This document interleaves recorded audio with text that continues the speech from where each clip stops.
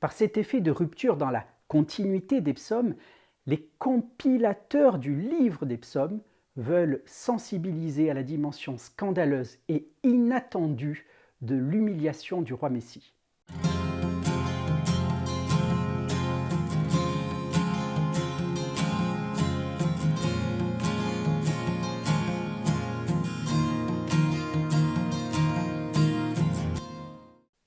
Bonjour, aujourd'hui le psaume 22 que nous allons étudier en relation avec les psaumes qui précèdent et les psaumes qui suivent le psaume 22.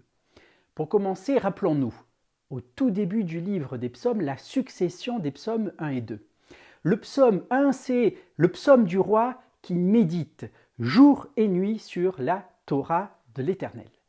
Et au psaume 2, ce même roi couronné sur la montagne de Sion constate que sa méditation de la Torah lui assure le succès et la victoire sur toutes les nations rebelles. La succession des psaumes 1 et 2 établit un schéma. La méditation de la Torah est suivie du triomphe du roi Messie. Et ce schéma est reproduit à plusieurs endroits dans le livre des psaumes. Par exemple, le psaume 19 évoque la Torah. Eh bien, les 5 psaumes qui suivent évoquent le triomphe du roi Messie. Je lis le psaume 19.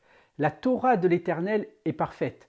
Elle restaure l'âme. Le témoignage de l'Éternel est véritable. Il rend sage l'ignorant. Les ordonnances de l'Éternel sont droites. Elles réjouissent le cœur. Les commandements de l'Éternel sont purs. Ils éclairent les yeux. C'est clair. Le psaume 19 est bien un psaume sur le sujet de la Torah et il est suivi de psaumes qui annoncent le triomphe du futur roi Messie. Lisons le psaume 22. Je sais déjà que l'Éternel sauve son Messie. Il l'exaucera des cieux de sa sainte demeure par le secours puissant de sa droite. Le psaume 20 reprend donc le thème de la victoire du Messie et le psaume 21 prolonge lui aussi ce même thème. Le début du psaume 21 dit « L'Éternel, Éternel, le roi se réjouit de ta protection puissante. Ô combien ton secours le remplit d'allégresse. Tu le rends à jamais un objet de bénédiction. Tu le combles de joie devant ta face. Le roi se confie en l'Éternel et par la bonté du Très-Haut, il ne chancelle pas. » Le schéma établi par les psaumes 1 et 2 est donc respecté. La méditation de la Torah est suivie de l'évocation du triomphe du Messie. Puis nous arrivons au psaume 22. Et, oh surprise, la délivrance attendue. La délivrance promise au roi Messie n'est pas là. Mon Dieu, pourquoi m'as-tu abandonné? Mes rugissements sont loin de me procurer le salut. Mon Dieu, je crie le jour et tu ne réponds pas. Ne t'éloigne pas de moi quand la détresse est proche, quand personne ne vient à mon secours. Dans la première partie du psaume 22, le roi Messie est humilié, il est rejeté, il est même agonisant. On attendait la victoire du roi Messie, mais c'est son abaissement. Par cet effet de rupture dans la continuité des psaumes, les compilateurs du livre des psaumes veulent sensibiliser à la dimension scandaleuse et inattendue de l'humiliation du roi Messie.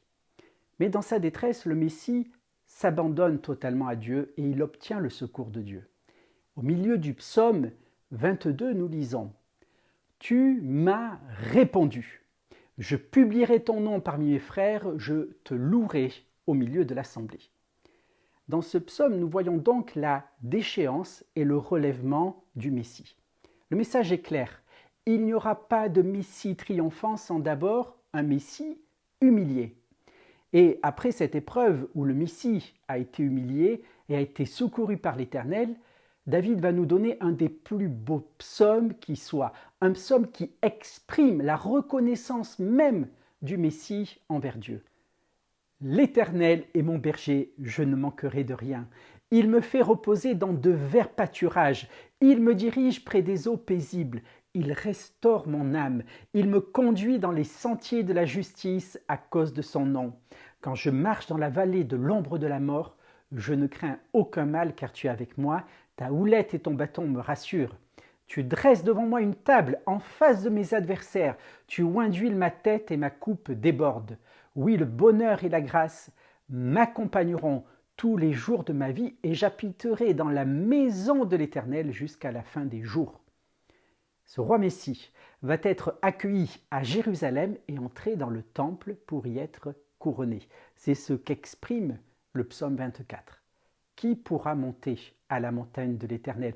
Qui s'élèvera jusqu'à son lieu saint? Celui qui a les mains innocentes et le cœur pur. Portes, élevez vos linteaux, élevez-vous, portes éternelles, que le roi de gloire fasse son entrée.